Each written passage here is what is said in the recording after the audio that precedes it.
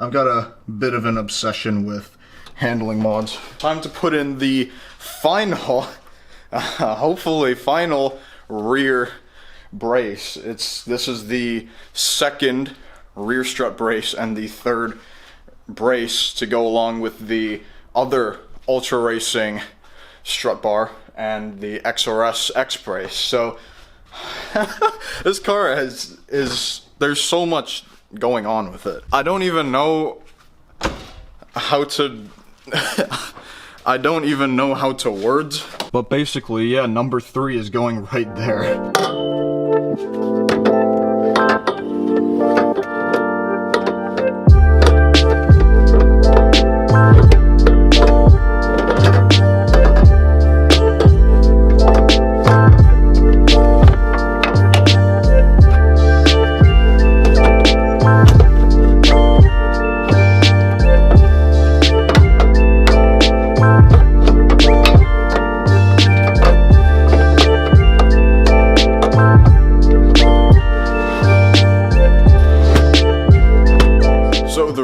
Bar has now been installed. I'll just go ahead and pop the trunk and show you guys. Getting this new one in was actually a little bit difficult because it's sandwiched between 2 of these bars, so I kind of had to use a little bit of strength and kind of force it into here, but I was able to do it without scratching it up too much. A few surface scratches in some places, but I mean, you won't see it anyway, so it really doesn't matter. But yeah, that is that officially done. Pretty simple, just 2 bolts. It would have taken less time if I didn't have the other 2 braces there, or if I only had one of those braces, so that way I didn't have to kind of sandwich it in, because that was a little bit of a pain, but is what it is. And then again, we have this one underneath. And who knows, maybe in the future I'll try to get those other 2 braces I was after. They told me I had to bulk order them. I had to order 3 or more of each